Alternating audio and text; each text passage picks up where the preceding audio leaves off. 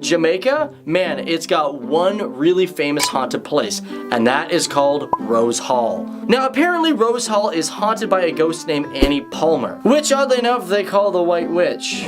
Weird. Now, Rose Hall was initially built in the 1770s, but nowadays it's practically a resort, and a really nice one at that. You can go do some serious golfing. Yo, by the way, if any of you guys are golfers, hit that like button. Seriously, did nobody hit the like button there? Right, because golf, those pants, they're just too goofy. Now currently it is owned by Miss World USA Michelle Rowlands. But as for the ghost, well, got some bad news because it's really not real. Now it was fictionalized from a Jamaican novel called The White Witch of Rose Hall by Herbert Lisser. Now it was published in 1929, and yes, some people still say, oh well, he got it from a story of a ghost that was in Rose Hall. So maybe that's true, but that is where the story really blew up from. Now keep in mind, there was a woman that did exist and her name was Rosa. But unlike the ghost in the story, they didn't share very similar character traits. But who knows? What do you think? Haunted, yay or nay? Now guys, we gotta move on to number 2 because first of all, I might be related to this lady. We're talking about the Brown Lady of Rynham Hall. Now her actual name is Lady Dorothy Walpole. That's right, Walpole for the win, yeah!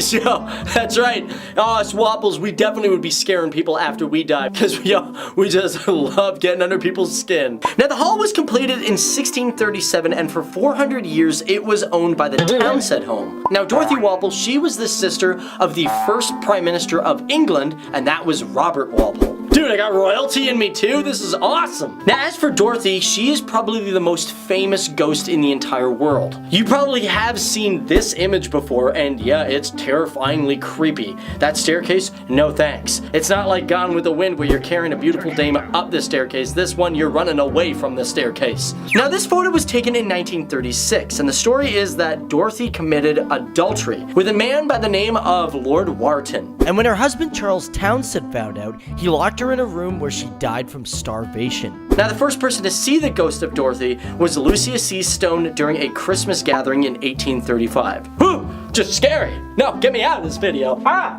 Now for number 3, let's go down under. We're talking about the Princess Theatre in Melbourne, Australia. Now this theatre sat 1,488 people when it opened in 1854. Now it is the oldest continuing entertainment theatre in all of Australia. By 1885 it was under the hands of new management, but the theatre had become run down, so the owners demolished it and rebuilt a new one the following year. And where the ghost stories come from is all because of March 3rd, 1888. Woo! Got it right. This is where Frederick Baker was performing the opera Faust. He apparently fell into a trapdoor and suffered a severe heart attack. He was immediately taken to the hospital, but his cast and crew were like, no, he was there for the final bow. And since then, there have been numerous sightings of Frederick, but the theater honors his death by having an open spot for him at every single showing.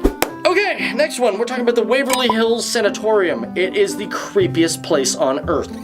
You know when you talk about insane asylums? Yo, that's kind of what it is. Although it's not actually an insane asylum, it's a tuberculosis hospital. Just as creepy, right? Because let's be honest, you can't talk about haunted places without an abandoned hospital. Now this is one of my personal favorites because it is just so creepy. I would love to film a movie there. I've always wanted to go, but I've never had the time. Now it was originally built in 1910 in Jefferson County. Jefferson County had become ravaged by the disease of tuberculosis and they needed a hospital quick. However, around 1961 the site actually closed because, well, they developed an antibiotic to fight off tuberculosis. However, it was reopened in 1962 as a geriatric center, but it closed in 1982 due to patient neglect. Now, since then, there has been a lot of attempts to reopen this building. However, in 2001, it was purchased by Tina and Charlie Mattingly, who now use the site for ghost tours and spend their earned money on restoring the site. And as a matter of fact, you can see they've even put in new windows. Boo! Among the beautiful places of the Philippines, you'll find some places that are terrifying, scary, and haunted as well.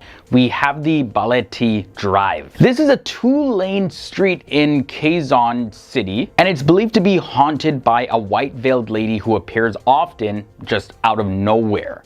Trees line the road, so that adds to the scary feeling. And as the story goes, the white-veiled lady is the ghost of a girl who passed away in a car accident. And she had gotten lost, so she tried to hitch a ride with somebody else so she could just make it back home. Now, other stories say that the ghost is actually of a young lady from the Spanish era. Either way, driving down the street, especially at nighttime, is not advised. The place at number 9 is Ozone Disco. On March 18th, 1996, a fire broke out in this disco, and more than 100 people lost their lives. Most of them were students that were graduating from local universities, and nowadays Ozone Disco is an abandoned disco, but there have been many reports of strange activities happening there at night. People have seen things like disco lights flashing, they have heard sounds of people, as well as have seen silhouettes of people dancing. Number 8 leads us to BALEY NEGRENSE. BALEY NEGRENSE is an ancestral house located in the province of Negros Occidental, and it was the home of a sugar baron, and the house still contains several rooms for his 12 children. It's been maintained up until now, and it serves as a tourist destination and a museum at the same time. Now, what makes this place creepy though is that the rooms are so preserved, like it looks like somebody still lives in them. There are also rooms that have mirrors in the house, and looking into them gives you that feeling that somebody might appear behind you at any time. You know, kind of like in the movies where somebody's looking in the mirror and then they see the figure appear behind them and they turn around and nothing's there. Yeah, that feeling. Fort Santiago is up next at number 7. This historic site turns really creepy at nighttime. Before the Philippines liberation, Fort Santiago was the center of both American and Spanish colonial governments. The city's walls still stand tall during the day, but in the evenings, they give off a very dark and spooky vibe. There have been many reported sightings of ghosts of Filipino soldiers in that area, and residents also claim to hear screaming from the dungeons. It's said that the Japanese really tormented and got rid of many Filipino soldiers during the World War II era. Next up, I gotta talk about the Manila Film Center. The Manila Film Center is infamous for a construction accident that happened on November 17th, 1981, where more than 100 construction workers fell from the collapsed scaffolding and they were buried in cement. It's believed by some people that the construction workers were actually buried on purpose because, you know, conducting a search and rescue operation and even going and recovering bodies of those who did not survive would take a long time, and that would delay the construction of the building. Some people who have visited the building reported wailing sounds and screams of men in pain, and it's believed that these are the spirits of those who were buried in the cement. 455A Sackett Street in Brooklyn is an apartment with a detailed history of creepy incidents. One woman who grew up there writes about her first-hand experiences, including unexplained fires, seriously bad energy, family tragedies, personal suffering, and here's the kicker: the body of a child discovered in the wall after several suspicious sightings of a similar-looking shadow child in the mirror. Next up on our tour, we have the Hotel Monte Vista. The Hotel Monte Vista, which opened as the Community Hotel in 1927, has a history of underground opium dens, speakeasies, and gambling. Today, the hotel is known for the paranormal activity that haunts some of the rooms and halls. Specifically, guests who have stayed in room 220 have experienced the TV changing channels on its own accord, and some have said they felt cold hands touching them in their sleep. There's also reportedly a phantom bellboy who knocks on doors and announces room service, but when guests get to the door, no one is there. One of the more popular and possibly most disturbing encounters is the sound of an infant crying in the basement. All right, moving on to Myrtle's Plantation. Rumored to be on top of a burial ground is the Myrtles Plantation in Louisiana, which is the home to at least 12 different ghosts which have apparently been sighted. Constructed in 1796, ghost stories center around the tale of an enslaved woman named Chloe who had her ear chopped off after she was reportedly caught eavesdropping on her masters. Seeking revenge, Chloe killed 2 of the master's daughters by poisoning a birthday cake. She was then hanged by her fellow enslaved people and today is reportedly seen wandering the plantation with a turban to conceal her ear. All right, next up we have the MYZPAH Hotel. In 1907, MYZPAH Hotel opened as one of the first luxury hotels in Nevada. With a rich history and elaborate decor, the hotel is best known for its legend of the Lady in Red. A woman was murdered in her room on the 5th floor. Some say it was a jealous ex-boyfriend. Those who stayed at the hotel say the Lady in Red whispers in men's ears and leaves pearls from her broken necklace on guests' pillows. And bringing us down to number 1 today, we have the Hotel Cecil. Now, more cursed than haunted, downtown LA's Hotel Cecil got such a bad rap that it actually changed its name to Stay on Main. The first recorded death by suicide was in 1931, followed by a long string of similar deaths. At some point in the 30s, one man was pinned to the exterior wall by a truck, a woman murdered her newborn in the building in 1944, and the pattern of suicides continued into the 60s.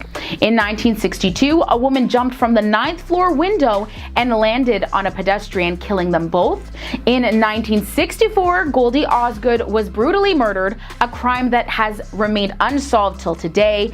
The weirdest is definitely the disappearance and death of 21-year-old traveler Alyssa Lamb. A few weeks after Lamb went missing, her body was discovered in the rooftop water tank after visitors and tenants complained about a funky taste in the water.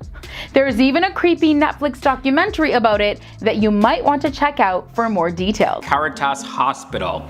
Located in Bucharest, the Caritas Hospital is one of the oldest hospitals in the city. In 1933, the Jewish community of Bucharest established the new maternity, and in 1941, just before World War II, the Romanian military transformed the building into a war hospital for the second time, and the state authorities nationalized it in the year 1948. And then right after the nationalization, some of the best medics in Romania, they moved their cabinets here, and the building became a university's hospital. The hospital continued to function up until the year 2005, when it was returned to the Caritas Foundation. But 6 years later, the hospital was permanently closed and everyone was moved to other hospitals. The hospital is completely abandoned and filled with disease right now. Now let's look at the Chianja Monastery. The Chianja Monastery was completed in the year 1790, and soon after its completion, the church was bombarded by the Turks. All the documents that were inside were completely destroyed by fire, but the church stood standing. The monastery shortly after was abandoned due to a plague that started, and no one has ever returned to restore it since then. And the crazy thing though is that after the 1977 earthquake, the bell tower of the church fell and was washed away by the river, and locals say on nights where there's a full moon, the church bell can be heard, leading many to believe that the church is haunted with spirits. Ooh, the Witch's Pond is next at number 3. In the Boldu Crătești forest near Bucharest, magic and rituals happen frequently here. This location is completely filled with all kinds of sorcery. Witches perform their rituals here every single year during the Saznianeli celebration in June. Also, the place just never dries up, and it never expands, and neither rain nor the lack of rain affects the pond in any way. Even animals can sense that something is up with this pond because it's said that they never even drink water from there. At number 2, we have the Cismigiu Hotel. This hotel was left in ruins in the year 1970, and in the year 1990, the Theater Academy turned it into a residence for students. But one weekend, a young girl fell down an elevator shaft because it was so dark she hadn't even realized that she wasn't actually stepping into a room. And as the story goes, for about 3 hours, she screamed for help, but no one heard her. This was because on this particular weekend, almost all of the students had gone home, and since then people report hearing her screams for help in the rooms and hallways of the hotel. And our final scariest place in Romania is the Hoia Baciu forest. And now this is considered to be the world's most haunted forest. There's a whole slew of unusual phenomenon that happens, like creepy voices, lights coming out of nowhere, strange shadows, and apparently there's a portal that leads to a parallel universe. It literally has everything that you see in the movies. That's crazy. People who have gone into the forest have suffered from burns on their skin, headaches, anxiety, among other things, and others have said that spirits are haunting the forest. The forest also has like this spot of land where nothing actually grows there. So you know me, I'm not gonna go and travel into that forest to see if it's haunted or not.